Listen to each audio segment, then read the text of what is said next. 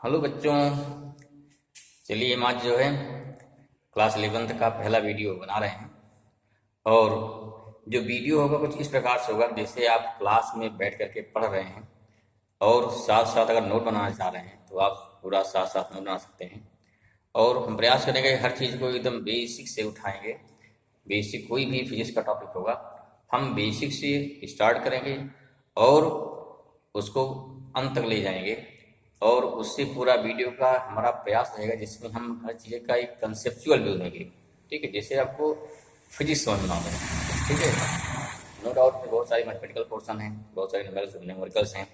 तो न्यूमेरिकल के साथ साथ क्या उसका जो फिजिकल मीनिंग समझ में आएगी, तब आपको फिजिक्स में थोड़ा इंटरेस्ट आएगा। तो आपके इंटरेस्ट को डेवलप करने के लिए इस प्रकार से वीडियो बनाया जाएगा जिसमें क्या हो, जिसमें हर चीज़ें आपको बहुत ही क्लियर एक पिक्चर समझ में आएगी और उसमें काफ़ी आपको इंटरेस्ट आएगा। ठीक है, और इस वीडियो में हम प्रयास करेंगे चीज़ों को ले जाएंगे कंपटीशन तक। जैसे आप मान लीजिए आपका एम है कि हमको आगे मेडिकल में जाना है या जेईई मेंस में जाना है या आईआईटी में जाना है, तो जो कंसेप्ट को उस लेवल तक ले जाएंगे, न्यूमेरिकल को उस लेवल तक ले जाएंगे, क्वेश्चन को उस लेवल तक ले जाएंगे। क्वेश्चन के देखिए हम बताएंगे तरीके, टाइप, कैसे क्वेश्चन बनते हैं, ट्रिक क्या है, कैसे आप क्वेश्चन सॉल्व करेंगे, जल्दी सॉल्व कर लेंगे। ठीक है, क्योंकि देखो कंपटीशन क्या, कंपटीशन में हमें क्वेश्चन को आना चाहिए और बहुत तेज सॉल्व करना होगा, जिससे क्या क्योंकि टाइम बहुत कम मिलता है। टाइम चूंकि कम रहता है और उस कम टाइम में हमें अधिक से अधिक क्वेश्चन करना होता है। तो उसमें क्या चाहिए आपको, कंपटीशन में अगर मान लीजिए देते हैं तो उसमें आपकी एक्यूरेसी चाहिए और साथ साथ आपकी स्पीड चाहिए। ठीक है ना। उसके अपोजिट बोर्ड में, आपको बोर्ड में या स्कूल में जो एग्जाम देंगे वहाँ कैसे आप किसी भी फिजिकल टर्म को कैसे रिप्रेजेंट करते हैं, मीन्स उसमें क्या लिखा जाता है कि आपका ज्ञान क्या है और आपका जो नॉलेज है वो नॉलेज के रिप्रेजेंट करने का तरीका क्या है। अगर आपके नॉलेज को रिप्रेजेंट करने का तरीका बढ़िया है तो मार्क्स मिलते हैं, अगर हमारा तरीका गड़बड़ है तो भी मार्क्स मिलेगा, लेकिन मार्क्स थोड़ा कम कर दिए जाते हैं। तो दोनों में बहुत डिफरेंस है। मीन्स जो आपको स्कूल में एग्जाम देना है, जो बोर्ड में एग्जाम देना होता है, उसमें आपको नॉलेज चाहिए। नॉलेज के साथ साथ हम अपने नॉलेज को किस प्रकार से रिप्रेजेंट कर रहे हैं, इसके लिए आपको लिखने की हैबिट होनी चाहिए। ठीक है, और वही कंपटीशन जाएंगे तो कंपटीशन में आपको केवल और केवल नॉलेज चाहिए, और वो नॉलेज कितना अधिक स्पीड से आप दिखा सकते हैं, ये जो है आपके अंदर खूबी होनी चाहिए। इन सब चीज़ों को ध्यान रखते हुए चीज़ों को क्या कि हर चीज़ का एक कंसेप्ट समझिए, कंसेप्ट क्या क्या है, ठीक है, कैसे कहाँ से आया इसको सोचिए। और फिजिक्स के पढ़ने से अगर आप थोड़ा डीप पढ़ेंगे तो आपकी जो इमेजिन पावर है, ये इमेजिनेशन पावर निश्चित रूप से इंक्रीज करती है, बूस्ट होती है। ठीक है, चलिए हम लोग इसी जोश के साथ शुरू करते हैं आज का फर्स्ट चैप्टर। जो भी देखिए फिजिक्स का जो फर्स्ट चैप्टर 11th का स्टार्ट होता है फिजिकल मेजरमेंट से, लेकिन उसको जानने के पहले जितनी बुक से सब में दिया जाता है पहले मैथमेटिकल टूल्स। जैसे हम कोई काम करना चाहते हैं ना, तो किसी काम करने के पहले में इसमें क्या क्या चाहिए, क्या क्या रॉ मटेरियल चाहिए, कौन कौन सामान चाहिए। अगर आपका सामान है तब तो काम होगा। जैसे सपोज आपको क्या बिल्डिंग बनानी है, तो बिल्डिंग बनाने के लिए क्या चाहिए, बहुत सारे औजार चाहिए। ठीक है ना, ठीक, बहुत सारे औजार चाहिए और तमाम रॉ मटेरियल चाहिए। अगर सारी चीज मौजूद हैं तो आपका काम इजीली होगा, अगर मौजूद नहीं है तो हर पल पल पे दिक्कत आएगी। इन सेम में यहाँ पे फिजिक्स को समझने के लिए बहुत सारे क्या है मैथमेटिकल टर्म चाहिए। आप कभी सोचते होंगे कि हम मैथ क्यों पढ़ते हैं, मैथ कितने सारे सवाल लगाते हैं, जैसे कोई पर्पज ही नहीं है, लगाते जाते हैं। लेकिन यहाँ समझ में आएगा कि what is the purpose of mathematics. ठीक, पूरी आप जो मैथ पढ़ते हैं, this whole math is used in the physics. ठीक है, पूरी मैथ क्या है, फिजिक्स के लिए है, ध्यान रखिए। ऐसा अगर आपकी मैथ बढ़िया है तो आपकी सर्टेनली फिजिक्स बढ़िया हो, लेकिन नो प्रॉब्लम। जैसे मान लीजिए बायो लिया तो बायो को बच्चों को भी हरा क्या है, बायो बच्चों को भी निराश नहीं होना है। हम इसीलिए जो मैथमेटिकल टूल्स है, जितने फिजिक्स में मैथमेटिकल टर्म्स आएंगे वो सारे मैथमेटिकल टर्म्स आपको वन बाई वन यहाँ डिस्कस करेंगे, और इसको पूरे जितना आता है, जितने टाइप बनेंगे, इससे आपको कहीं पर भी मैथमेटिकल टूल्स में या मैथमेटिक्स के फार्मूले से दिक्कत कहीं नहीं आएगी। अगर एक बार पूरा आपने ध्यान से जो जितने वीडियो बनेंगे इसके मैथमेटिकल टूल्स के अगर सारा पढ़ लेंगे तो सर्टेनली आपकी फिजिक्स काफ़ी बूस्ट हो जाएगी। आपको आधे ज़्यादा समस्याएं यहीं से सॉल्व हो जाएंगी। और स्पेशली जो बच्चे बायो के हैं वो हमेशा डरते रहते हैं, कई चीज़ें कई मैथ नहीं आ जाती है।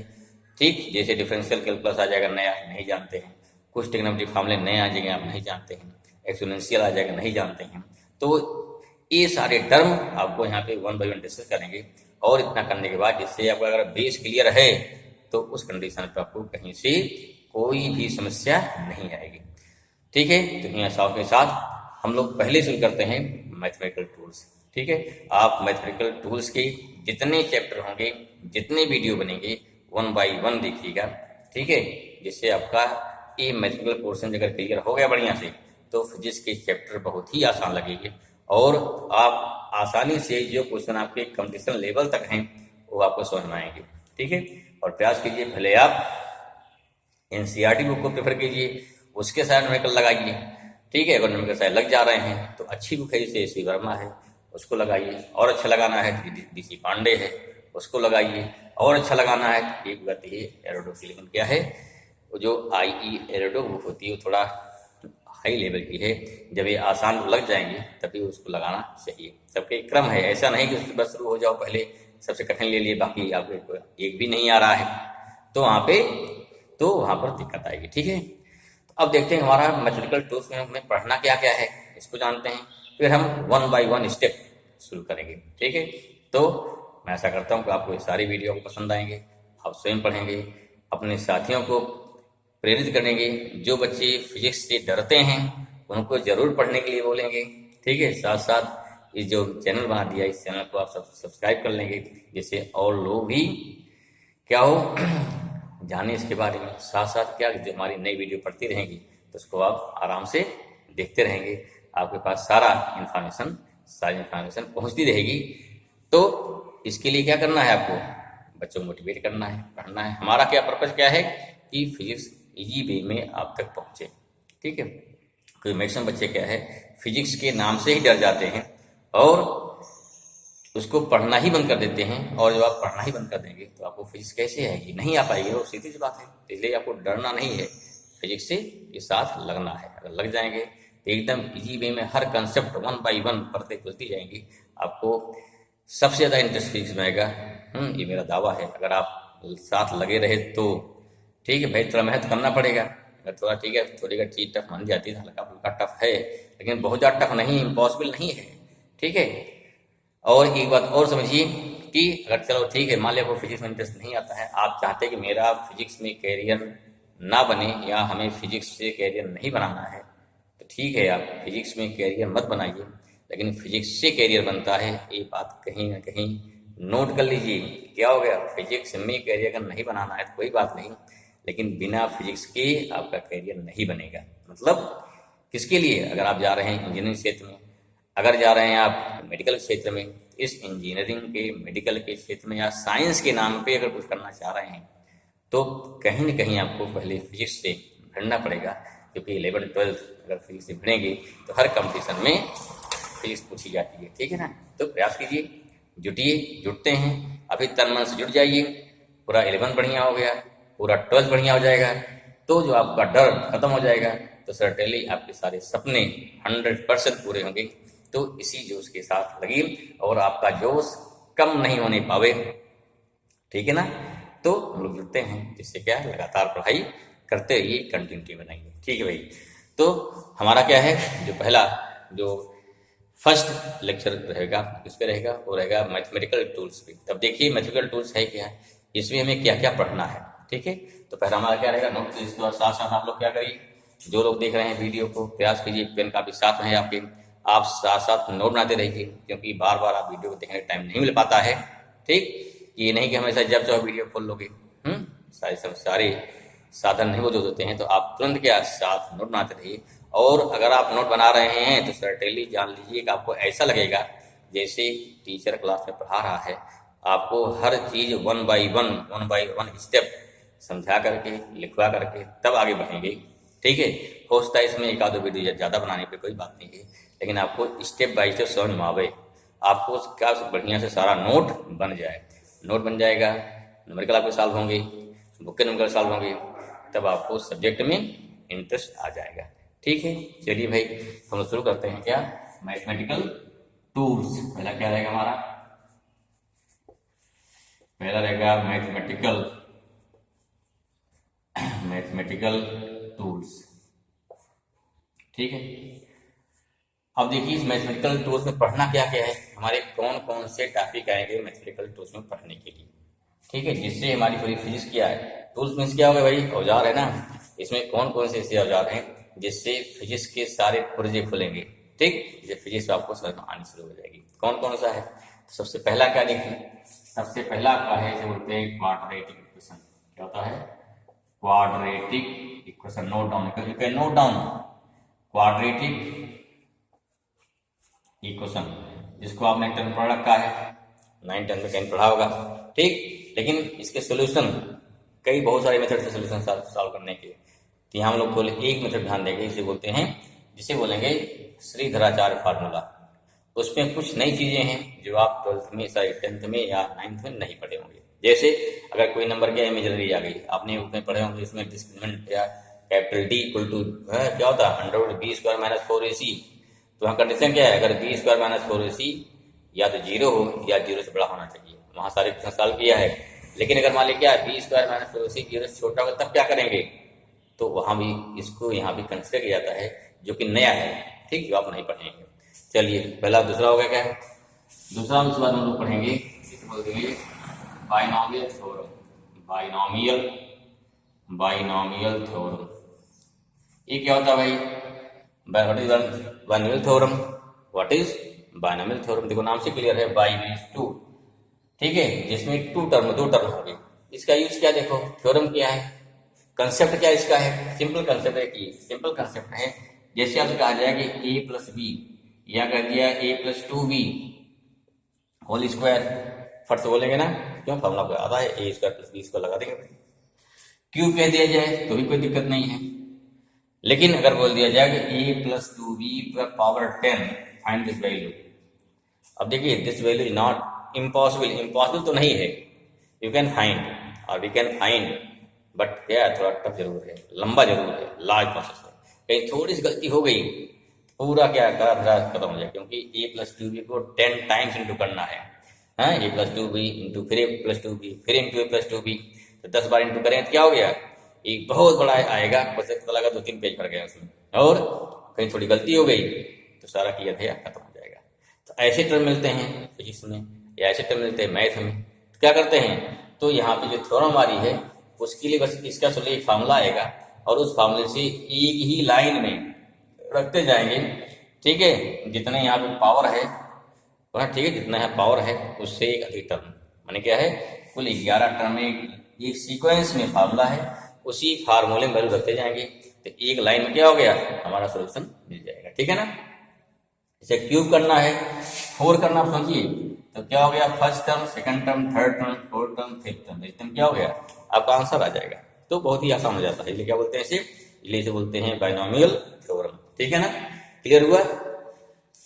अब हम देखेंगे क्या, उसको देखेंगे क्या होता है। चलिए नेक्स्ट क्या उसके बाद है, अगला आएगा, नेक्स्ट क्या है, तीसरा जो सबसे इंपॉर्टेंट है, ग्राफ, वेरियस ग्राफ। फिजिक्स की जो जान है, जो फिजिक्स क्या है, फिजिक्स का हार्ट है। ठीक, ग्राफ देख करके क्या है, ग्राफ देख करके मुझे जानना है कि कौन से फिजिकल टर्म है, फिजिकल टर्म में क्या क्या वेरिएशन से वेरिएशन कैसे हो रहे हैं, रेगुलर है कि इरेगुलर है, यूनिफॉर्म है नॉन यूनिफॉर्म है, कहाँ क्या चेंज आ रहा है, कब कैसे चेंज जाएगा, तमाम क्या हो गया, बहुत सारी चीजें आपको ग्राफ से जानकारी मिल जाती है। ठीक, ग्राफ देख के हम क्या नीचे जान जाते हैं किसका ग्राफ होगा। ठीक है, जैसे क्या दे दिया आपको, मान लीजिए कि k=12 ग्राफ बनाइए, तो वहाँ ग्राफ नहीं ड्रा करना पड़ेगा, वहाँ हमको ग्राफ का नेचर पूछाता है, ग्राफ में सीधा है, टेढ़ा है, ग्राफ कितने टाइप के होते हैं, तो ग्राफ देखेंगे 6-7 टाइप होते हैं, 6-7 टाइप नियर होते हैं। जैसे आप स्ट्रेट लाइन ग्राफ हो गया, एक होता है पैराबोला होता है, फिर क्या हाइपरबोला होता है, एलिप्स होता है, सर्कल होता है, ठीक, रेक्टेंगुलर हाइपरबोला होता है। तो कुल मिला के कई टाइप ग्राफ होते हैं। तो इन ग्राफ को हम 1 बाय 1 डिस्कस करेंगे और उनके इक्वेशन बताएंगे और उनका फिजिक्स में यूज बताएंगे। जैसे अगर दे दिया गया v = u + at, क्या दे दिया गया, v = u + at, इसका ग्राफ ड्रा करिए, तब क्या है, ग्राफ को कोई ड्रा नहीं किया है। लेकिन अगर आपको ग्राफ का नेचर पता है, कहीं देखिए आपको यहाँ पर 10th की तरह टेबल बना के सारी वैल्यू पुट नहीं करना है, हमें यहाँ ग्राफ का नेचर बताना है। तो ग्राफ के नेचर बताने के लिए क्या करेंगे, सिंपल कुछ उसके टूल्स हैं वो जान लेंगे, तुरंत बता देंगे ग्राफ कैसा बनेगा, स्ट्रेट लाइन बनेगा, कर्व बनेगा, कहाँ से जाएगा, किस पॉइंट जाएगा, ठीक है, एक्स ऐसे जाएगा, वाई से जाएगा, एक्स से कहाँ से जाएगा, कितना एंगल बनाएगा, सब कुछ पता लग जाएगा आपको, ठीक है। तो इसे बोलते हैं ग्राफ पढ़ेंगे, और बहुत ही इंटरेस्टिंग टॉपिक फिजिक्स का, और फिजिक्स के हर चैप्टर में आपको ग्राफ मिलेंगे, हर चैप्टर में ग्राफ मिलेंगे, ठीक है। कोई क्वेश्चन दे दिया गया, ठीक, आप पढ़े दे दिया 1/b इक्वल टू 1/, क्या होता है 1/f equal to 1/b plus 1/u, अब पहुंच जाएगा v ग्राफ बनाइए, 1/v और 1/u ग्राफ बनाइए, कोई फॉर्मूले, जितने फार्मूले आपके हैं, p इक्वल टू mv है, लीनियर मोमेंटम इक्वल टू क्या होता है मास इनटू वेलोसिटी, तो आपको p इक्वल टू mv में ग्राफ बनाना है। कई बार बोल सकते हैं pm में ग्राफ बनाइए, p या v ग्राफ बनाइए, मास या वेलोसिटी ग्राफ बनाइए, तो डिफरेंट टाइप ग्राफ कैसे बनेगा उसको हम डिस्कस करेंगे वन बाय वन। बहुत interesting, this is a very very interesting topic. अगर आप इसको पढ़ें तो रियली आपको फिजिक्स से क्या हो गया, फिजिक्स से लव हो जाएगा, आपको फिजिक्स में इंटरेस्ट आ जाएगा, ठीक। लेकिन हाँ, ग्राफ के आपको हर वीडियो जितने बनेंगे, जितने क्वेश्चन बनेंगे उसको मैक्सिमम देखना है, ध्यान रखिएगा। ओके गुड, चलिए नेक्स्ट पॉइंट देखते हैं, क्या अगला क्या उसका क्या आएगा, नेक्स्ट आएगा ट्रिग्नोमेट्रिक रिलेशन, क्या आएगा, ट्रिग्नोमेट्रिक रिलेशन, ठीक है ना, रिलेशन हो जाएगा, ठीक, रिलेशन। चलिए बता देंगे क्या इसमें आएगा। अगला क्या है इसका, नेक्स्ट आएगा पांचवा, क्या है, ये होता है कैलकुलस। क्या होता है इसका, नहीं पता, कैलकुलस ये बिल्कुल मैथ है, बिल्कुल नहीं मैथ है कैलकुलस, ठीक है, कैलकुलस हो गया जिसको बिल्कुल नहीं पढ़े, ठीक है। एक कैलकुलस क्या होती है, दो टाइप होती है, क्या टाइप होती है, दो टाइप। पहला क्या होता है, इसे बोलते हैं डिफरेंशियल कैलकुलस, डिफरेंशियल कैलकुलस, ठीक है। क्या आता पहला आता है डिफरेंशियल कैलकुलस, इसी में क्या मिलता है डिफरेंशियल में, ठीक है, निकालते हैं डिफरेंशिएशन निकालते हैं। दूसरा क्या आता है, इसी में आता है एक कंसेप्ट आएगा, इसे बोलते हैं maxima and minima, maxima and minima, ये बहुत इंपॉर्टेंट कंसेप्ट। इसको देखो फिजिकली क्या होता है, physical what is physical meaning of maxima minima, ये जानेंगे, ठीक है। दूसरा क्या आता है, पहला आया क्या, दूसरा क्या देखिए, उसके बाद इसी में नेक्स्ट क्या आएगा कैलकुलस में, फिर तीसरा क्या हमारा आएगा, तो तीसरा आएगा होता है इंटीग्रल कैलकुलस। नेक्स्ट बढ़ती उसके आगे नेक्स्ट क्या आएगा, इसे बोलते हैं इंटीग्रेशन, क्या बोलते हैं, क्या ये बोलेंगे इंटीग्रेशन, और क्या बोलते हैं, इसे बोलेंगे इंटीग्रल, क्या बोलेंगे, इंटीग्रल कैलकुलस। ये क्या होता है भाई, ये भी दो टाइप होता है, एक क्या होता है, बोलते हैं, ये बोलते हैं इंडेफिनिट इंटीग्रल, दूसरा क्या बोलेंगे, दूसरा होता है डेफिनिट इंटीग्रल, डेफिनिट इंटीग्रल हो जाएगा, ठीक है, क्लियर, डेफिनिट इंटीग्रल। अब डिफरेंशियल क्या है, इंटीग्रेशन क्या है, ये बिल्कुल क्या है, एक नया मैथमेटिक्स है, इसको आप बताएंगे तो वहां समझ में आएगा, इसका फिजिकल मीनिंग जब पढ़ाएंगे बताएंगे इसकी फिजिकल मीनिंग क्या है, हो गया आपको क्लियर होगा, ठीक है ना। चलिए उसके बाद नेक्स्ट क्या है, ये तो मान लीजिए कैलकुलस में कितने पार्ट हैं, तो पांचवा कैलकुलस का क्या था, कैलकुलस में डिफरेंशियल कैलकुलस हो गया, मैक्सिमा मिनिमा हो गया, फिर क्या है इंटीग्रेशन हो गया, उसके दो पार्ट होंगे, ठीक है। छठा क्या होगा, उसके बाद आपका नेक्स्ट मेथड क्या आएगा, छोड़ के लॉगरिथम। लॉगरिथम क्या होता है, थोड़ा इसमें डिस्कस किया जाएगा, लॉगरिथम इसका यूज क्या है, फिर क्या इसका यूज, लॉगरिथम होता क्या है, इसका यूज क्या है, ठीक है। और सातवां आता है, बोलते हैं एक्सपोनेंशियल रिलेशन, ठीक है। इसमें कुछ क्वेश्चन मिलते रहते हैं जिसको क्या बोलते हैं, एक्सपोनेंशियल रिलेशन। थोड़ा समझिए क्या होता है, एक्सपोनेंशियल वहां आता है जैसे कोई चीज क्या बढ़ते बढ़ते बढ़ते बढ़ते बढ़ते बढ़ते बढ़ते बढ़ते कहीं खत्म नहीं हो रही है, ठीक, या कोई घटते का कोई घटते घटते घटते घटते घटते घटते घट रहा है लेकिन कभी एंड नहीं हो रहा है, तो ऐसे टर्म को अगर फिजिक्स दिखाना है then how we can show, इसलिए क्या आता है, उसके लिए आपका आता है एक्सपोनेंशियल आता है। बात समझ में आ गई। फॉर एग्जांपल बहुत सिंपल एग्जांपल लीजिए, कोई सिंपल एग्जांपल, अरे बहुत सिंपल क्या है, अगर आप लीजिए पॉपुलेशन, ठीक है, अगर मान लीजिए बर्थ कंट्रोल हटा दिया जाए, तो सोचिए पॉपुलेशन बढ़ते बढ़ते बढ़ते बढ़ते क्या हो गया, उसका कोई एंड नहीं है, हाँ भैया बढ़ना रुक जाए, ठीक। जैसे आजकल चल रहा क्या, कोरोना चल रहा ना, इसमें क्या है, इतना लॉकडाउन होने के बावजूद भी फिर भी क्या है, फिर भी मरीज लगातार बढ़ते जा रहे हैं ना। क्यों? क्योंकि वहाँ पे या वहाँ पर अगर सारा कंट्रोल हटा दिया जाए, लॉकडाउन हटा दिया, सोचिए लॉकडाउन हट जाए क्या कंडीशन हो जाएगी। अगर इसको दिखाया जाए मैथमेटिकली, कैसे करेंगे? मैथमेटिकली शो करेंगे भाई, exponential, this is meaning of exponential, ठीक है ना। तो वहाँ समझाएंगे फार्मूला के तो क्लियर हो जाएगा कैसे बढ़ रहा है, या कोई चीज़ घट रही है। आगे पढ़ेंगे होता है रेडियो एक्टिविटी, नाम सुना होगा। तो जो रेडियो एक्टिव मटेरियल होते हैं वो हमेशा क्या होते हैं, उनका डिके होता रहता है, ठीक है। तो डिके होते होते होते होते इन्फिनाइट टाइम में, मतलब पूरा मटेरियल कभी भी डिके नहीं होता, बहुत दिन लग जाएगा। तो उसको कैसे दिखाएंगे? उसको दिखाते हैं बाय एक्सपोनेंशियल। ऐसे फिजिक्स में बहुत सारे टर्म आएंगे, ढेर सारे टर्म हैं जो लगातार बढ़ते रहते हैं या लगातार घटते रहते हैं। कैसे दिखाते हैं? उनको सब दिखाते हैं बाय एक्सपोनेंशियल, ठीक है। जैसे हमारे का लॉगरिथम है। लॉगरिथम क्या होता है? इसको हिंदी में बोलते हैं लघु गणक। लघु माने छोटा, गणक माने क्या? गणना करना। अर्थात ये ऐसी मैथमेटिक्स है जो कैलकुलेशन को बहुत ही छोटी कर देती है।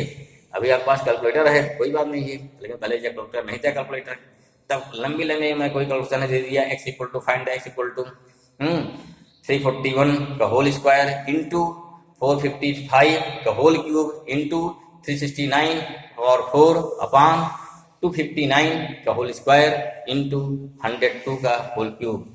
अब इसको सॉल्व करना बड़ा आसान नहीं है, लेकिन जितना लंबा बोला हमने, अगर उसको सॉल्व करना है लॉगरिथम से बहुत जल्दी करे। क्यों? ये इंटू क्या करता है?